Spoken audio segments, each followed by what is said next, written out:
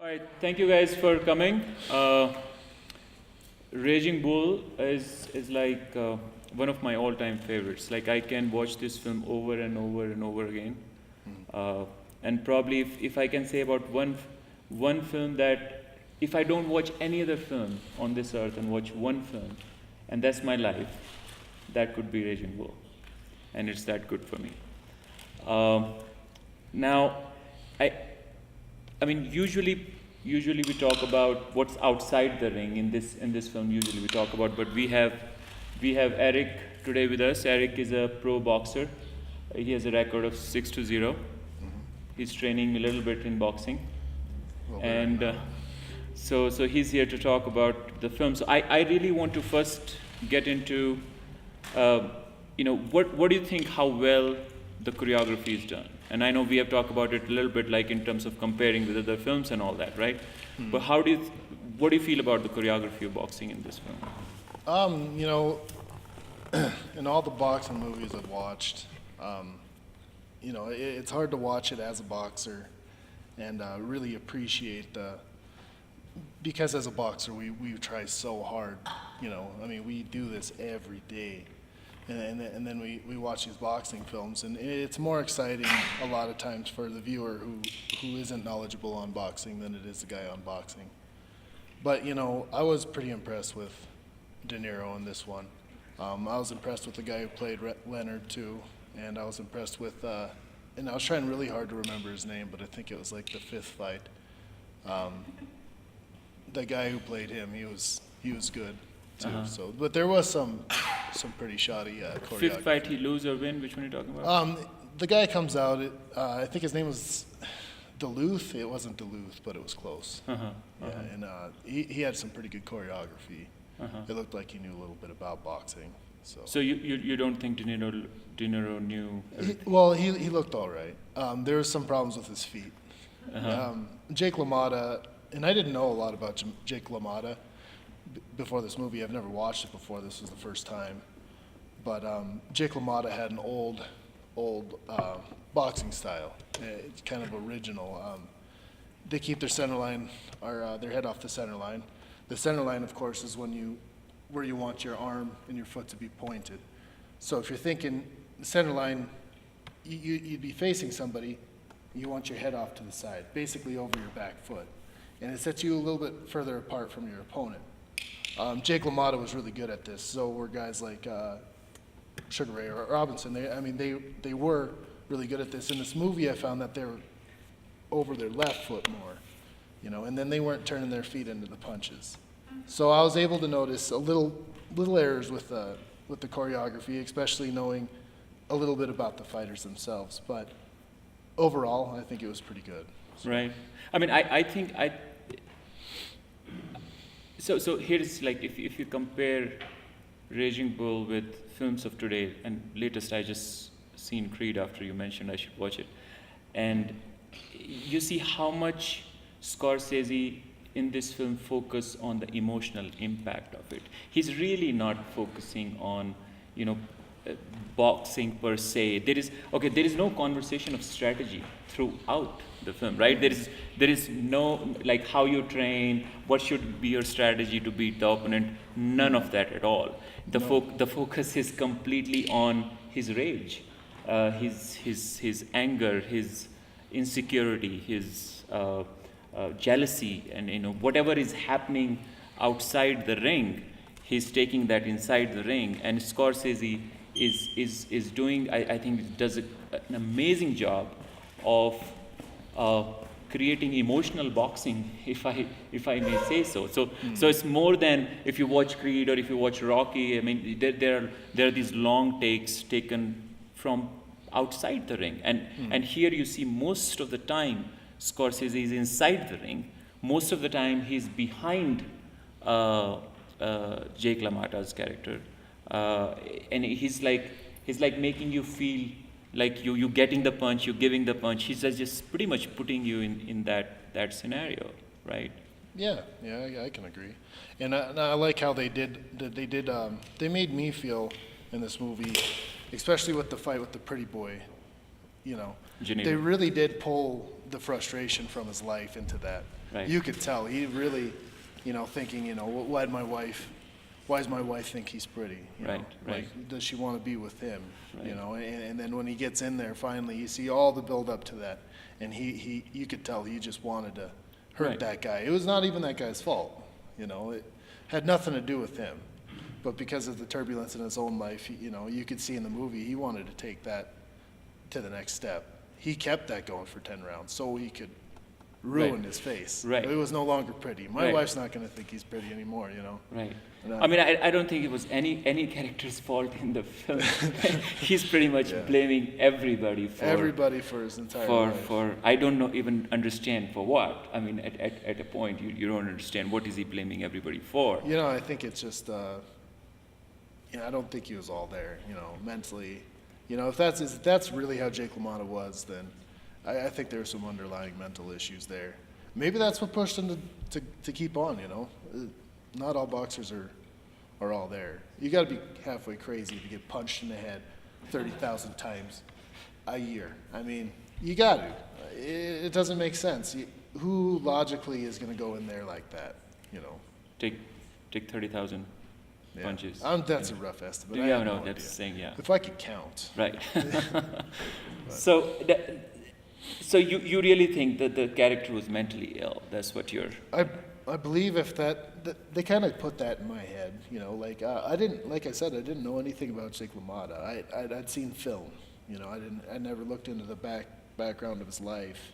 Always thought he was a great boxer because of his wars with Leonard, Robinson, sorry. There's two Sugars, Right. Sugar Rays, Robinson, but just watching those films, it was ferocious if you've ever seen the fights. Right. They're ferocious. Some of the most brutal fights I've ever seen in my life. Right. They're the kind of fights where you think there's no way these guys are walking away from the ring and surviving a week. Mm-hmm. They think that they're going to die. Right. They're brutal fights, and look them up. They're Right. really, really brutal. But I feel, I mean, of course, Scorsese did a lot for the emotional impact of it in the way the boxing matches were shot. But like the way you see De Niro playing Jake LaMotta inside the boxing ring, right? I mean, it's not that pretty either. Like you see him like really couching, you see him like squatting all the time, which is I mean, you like in a film like Rocky, in a film like Creed, a boxer doesn't look that interesting if he's like squatting, right? But that was Jake LaMotta's style, isn't it? That was Jake LaMotta. That was kind of the old-fashioned style. Some people a little bit more than others. Like I said, what they wanted to do is they wanted to stay away from their opponent, but they wanted to be close. And they close distance by being shorter. Mm-hmm. If you are smaller than your opponent has to reach for you, right? So when you reach and you miss, they're right there. You close the distance for them, especially guys who are longer. Like I don't have short or long arms, all right? And I know it might look big, but I don't. I have short arms. So a lot of guys my height, 6'3", around my height, maybe even taller. Heavyweights are big. They have big arms, long arms. And so to close the distance, if you don't want to be stuck on the outside, you have to be lower. And back in the day, that's how it was. Everybody wanted to be lower. They stayed on that back foot, they stayed away, and they probed with the jab. They figured out their distance, and they didn't want to be so close. And when they were close, they were very comfortable, and they were crouched very, very low. Get that, get underneath the punch, so. All right. So coming back to asking the audience, who else thought that Jake LaMotta's character was mentally ill? So let's hear a little bit about what do you think about the character? Yeah. I guess so. You're obviously a boxer. You probably had a few concussions yourself, and I'm not saying you're a bad boxer, of course, but it's what comes with it. And I have had a few concussions myself, and there's always that standoff set where you're just kind of waking up from the fuzz, as it were, and you kind of feel like a different person. And I feel like Jake LaMotta, a lot of this was always in that kind of fuzz. He was always kind of like just in the because you saw him, he was just getting wailed on, old Russian style, just standing there taking the beatings, waiting for an opening, and then he would just kind of like dig into them. But for most of the movie, it seemed like he was just kind of completely out of it, not really holding on to his emotions. He was letting everything take over because he wasn't there. And I think that's like where that mental illness kind of thing comes in. So with that, I can add on. I can kind of validate this a little bit. When you're in a training camp, especially, you have a lot of partners, and you're sparring a lot of guys and a lot of rounds. And you know they say that when people get out there after their careers, it isn't because they got hit once. Like, who did it to me?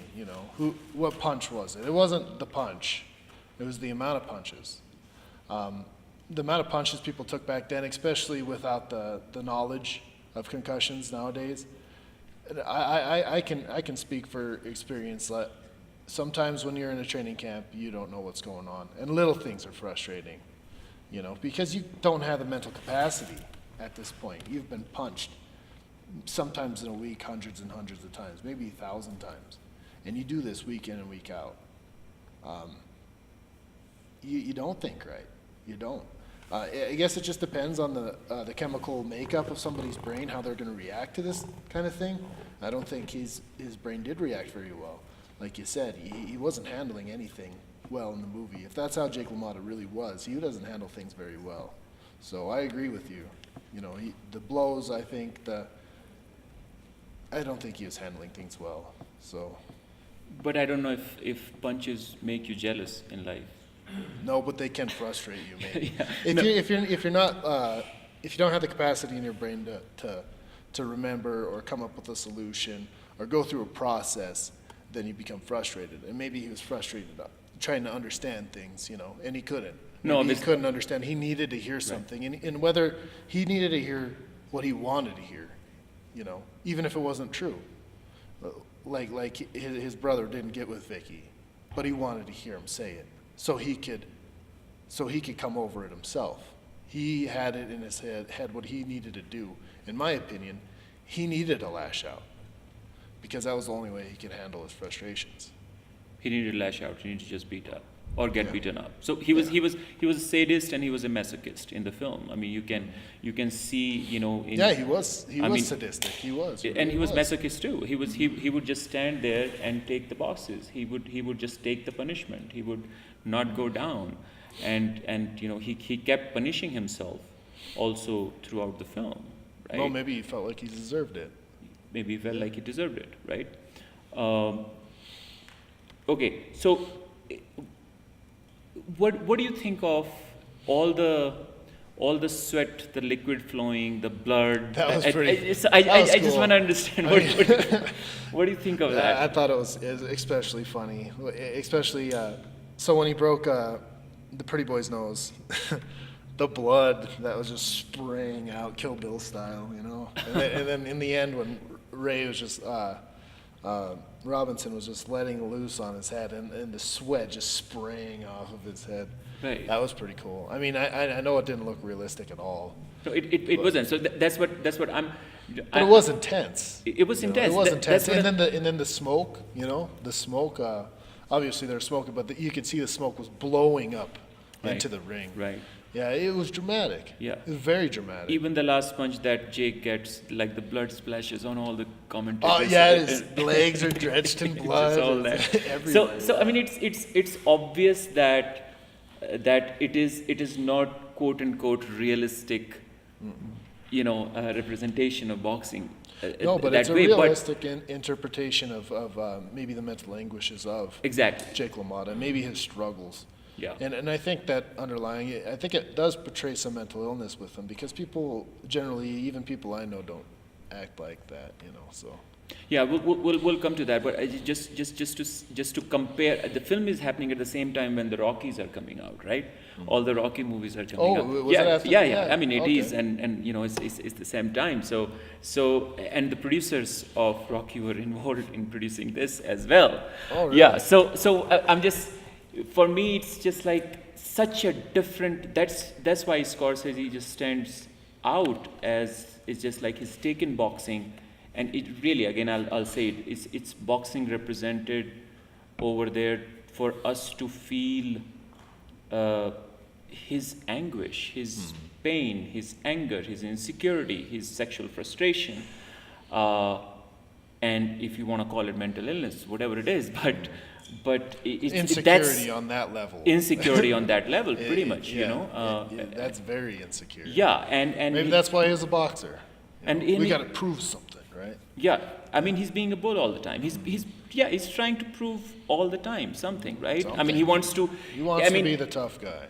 the mobs, and we'll talk about the mobs' involvement in boxing. Maybe you can Yeah, tell us it's a little bit more. But like they are there offering him hand all the time, and he eventually takes it, right? He eventually. He takes the fall, yeah. Even when he takes the fall, he would not fall, quote unquote. He just would not fall. He will just take the beating in that game. He will say, just keep beating me up. But he would just not fall. Huh? One thing I really want to comment on, since you brought up Rocky and the other movies, Yeah. the really interesting thing, like the Rocky movies and all the other boxing movies except for this one, it was all about the boxer fighting an external foe. Where this one is, it's Jake LaMotta fighting Jake LaMotta. Yeah, I agree. And that's the hurricane that's swirling around that's just beating the hell out of everybody and Yeah, he doesn't is. give a damn about anything. But it's to me, it's a completely different dynamic than the Rocky movies where he's fighting Apollo Creed. And come on, you can do it. This is just, will Jake LaMotta implode? You know? I agree. Will his personal fight overcome, his outward, boxing fighting skills? And, at which time will that pendulum shift to, either or? Is it, I'm going to be a great boxer, or my demons are just going to harass me to the point where I can't do anything? I'm so glad that you mentioned that, and it's just so true about this film, which makes it different from any other boxing film, not just any other boxing film, but any other films, where the usual trait becomes, okay, when the hell is this character going to change, right? We're looking for that change in the character. We're looking for that something. This character will learn something eventually, and here's the character who, in the very first scene, says, "I'm the boss." And the film ends with him saying, "I'm the boss, I'm the boss, I'm the boss." And he just stays there. Nothing has changed for this man. And this is the conversation I was having with Damon earlier. It's like, we were talking about few things that can be considered logical, or things that can be sort of considered, change. Somebody as a character learned something, and hence, how is it even possible? So you look at a character like that, you ask yourself, is there even any rationality to this kind of a human being? You ask that question. But I think that's what makes this film so impactful, is that to me it stands as a slice of life where impossible seem to exist around us. I mean, if I may say it like that. It's just like something that's not rational, something we cannot wrap our heads around, something we hope it will change, and it's just ultimate destruction of any possibility of redemption, pretty much, if I may say so. It's ultimate destruction of redemption. Wow. Okay. Pretty. Great deal of fictionalization in the way the story is conveyed, but I don't know if Rocky is actually a story about a real boxer, but this is actually a biography based on the real boxer Jake LaMotta's own story. I mean, and he's like right in there in the opening credits as the consultant, So it's interesting. Like, it may not be logical, but yeah, I mean, this is life, and it is entirely possible to go through life without, it's great lessons are, learnable, but it's not a given, right? And that's why in cinema, usually, and Hollywood cinema, and that's why people like Scorsese have such a tough time even getting films they make. At that time, it was so tough for him to get this film made. It's like the slice of life things are around us, but they don't fit into a certain formula of construction of a certain kind of a cinema and a certain kind of a storytelling. And we also start to understand characters a certain way, logics a certain way, rationality a certain way. All that starts to happen to us because we start seeing life in cinema at least a certain way. So when you suddenly see a film coming which just breaks that completely apart, and you at the end of the day asking what really happened here, it really surprises you. But you believe in the impact of it, that you believe that the life is impacting you the way it's been portrayed over there. So that's one thing. Second, it's like, yes, Jake was consultant on the film, but he was only allowed to come to the boxing matches. He was not, and I'm sure there is a lot of fictionalization of his life here being done. You know, first script was written by, I think, Martin or somebody, and then Paul Schrader was brought in. You know, De Niro was sending book to Scorsese for years and years to get this done, and Scorsese was busy with other films. And then Scorsese becomes he's a cocaine addict. He's lying in a hospital. That's when he somehow get to understand Jake LaMotta, and he says, yes, that's what I'll do. That's the film I'll make. So he's a cocaine addict in a hospital, and the film serves the purpose of, you know, as the story goes, getting him out of that shit. So in the process of making Raging Bull, he kind of deals with his nonsense. So I'm sure there is a lot of therapy, fictionalized therapy going on here. Probably Jake LaMotta was not that. I'm sure he must have a lot of troubles also, you know, watching this portrayed like that. What do you think of representation of women in the film? Oh. I gotta come to that question because. Aggravated. Huh? Horrifying. Yeah, they don't get much respect. Living around seems to be the normal thing. A little frustrating.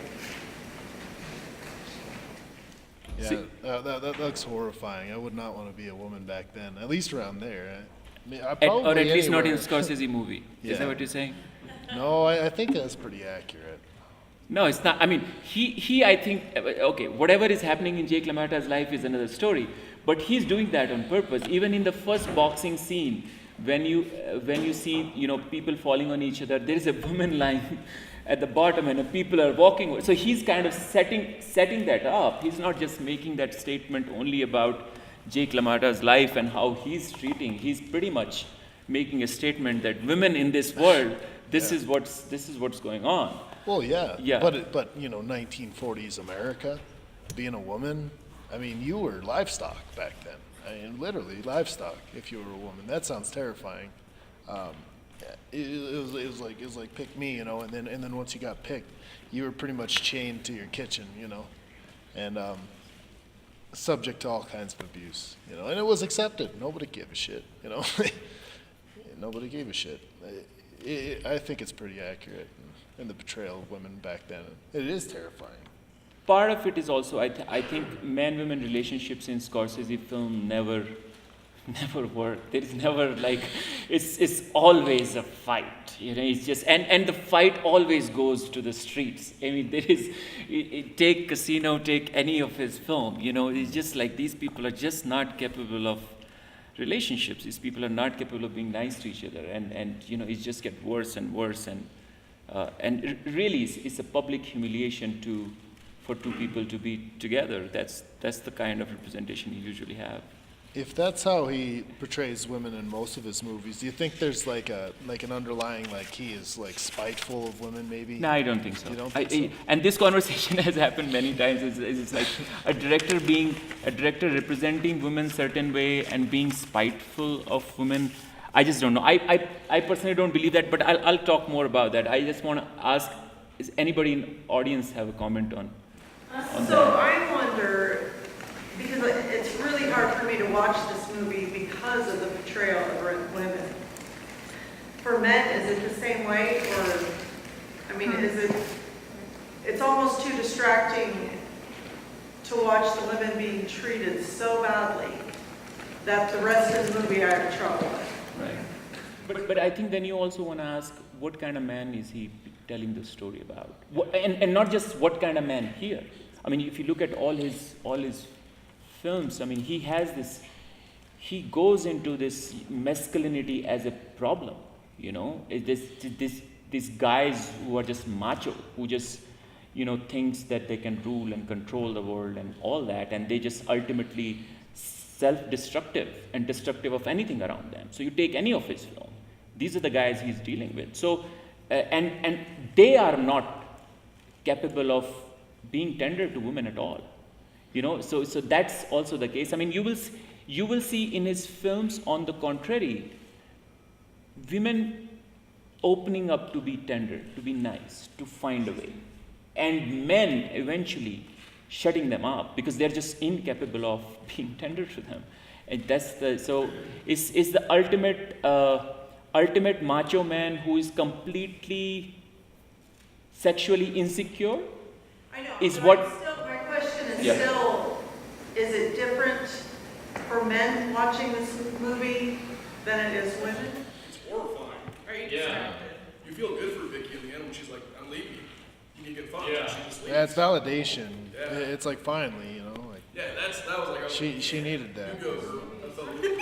Yeah, but but he's like that to her. He's like that to his brother. You know, he's pretty much capable of throwing away everybody who love him. I guess he's Yeah, consistent. pretty much consistent in in that. all you on know? all aspects. He just didn't discriminate. Yeah, and you just and eventually, you know, you put yourself into getting something, and he's like, you know, I'm gonna get that belt, and then I'm gonna fool around more and what not, and you know, you go there and you just completely after that it's a downward spiral, you know, because this is who you are. But that still doesn't help that the brother is as horrible in his way that he is to his wife. Right. I mean, so that's what I'm saying. To me, Scorsese represents these, you know, they are all men like that. You know, he's definitely representing them as one, in one brushstroke. These are macho Italian guys who don't know how to, I mean, that's how they treat their women. I mean, he's pretty much portraying it like that, you know. I think it's supposed to be disturbing. Yeah, that's the purpose of it. I mean, we're supposed to feel sick about it. Yeah, It's like, that why are you? uncomfortable feeling? You're supposed to feel that. You know, you're not. If you watch that and you're just like, yeah, then there's probably something wrong with you. You know.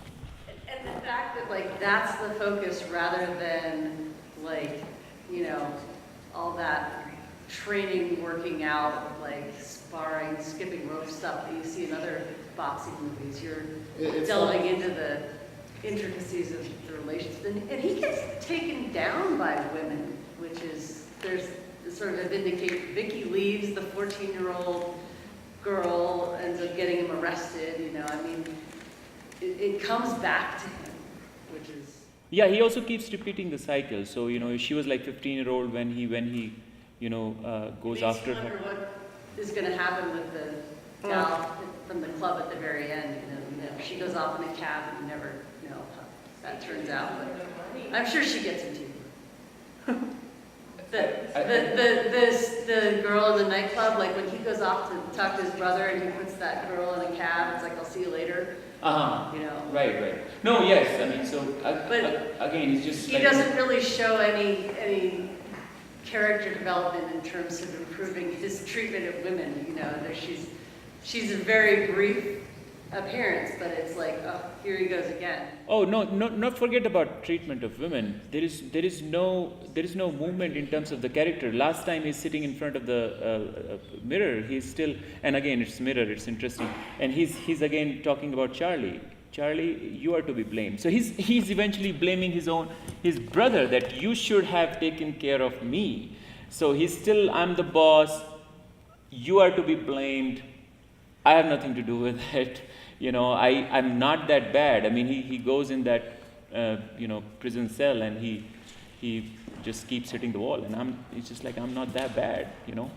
Yeah, and you think that there's going to be a change at that point. You think that maybe he's going to rebuttal his life, and it doesn't. Yeah. From the prison cell to the rest of the movie, you just see that it's consistent. This is just who he is. It's not ever going to change. Yeah, and I really like the final quote that comes in the end. You know, it's like, "I was blind once and I can see." So here is a character who I've seen who was blind and stayed blind and couldn't see, but probably Marty's telling to himself in the hospital bed that, you know, I was blind once, I can see, and telling the audience probably, you know, you'll be able to see. I think that's a beautiful line to end the film at. You know, movies like this are meant to be inspirational, and it wasn't that way. It's not the Rocky movie. It wasn't the, you know, you can do this thing. It was the portrayal of him as a human being, and it wasn't very great, you know. But without that, you would never know. Like, I would never know. I didn't know anything about Jake LaMotta. I just thought he was great, a great boxer. I assumed he was a blue-collar guy and probably a pretty great guy. You know, from this movie, I take that he had a lot of mental and emotional issues. And if it wasn't for this movie, I never would have known that. I don't think a lot of people would have known that. Anybody who chooses to watch this movie probably come into it thinking, here's the awesome story about Jake LaMotta, but you see that it's not such a great story. There's not a lot of glory in it at all. It is a great story. There's not a glory in it. Yeah, it's a great story, but not a lot of glory. Right. Yeah, so. Yeah. In that way, I think it is more inspirational than Rocky. Yeah, I'm not Because a huge it- fan on the Rocky movies. It probably inspires you what not to do in life. Exactly, yeah. Don't be this guy, and you'll probably be all right. Was there a question there? Oh, there's a question up front. Oh, Is there a question? I had an off-topic question. Off topic? Yeah, okay. Off topic, okay. What movies exactly have you directed? Oh, what movie I have directed? Unfreedom. You're not of age to watch that movie. All right? Stay away from it. I didn't tell you the right name. it's banned. It's banned in countries. Entire countries are not allowed to watch that movie. All right. Thank you, guys. Thank you for the chat. Thank you, Eric, for coming. Yeah, for sure. Thank you, Rick.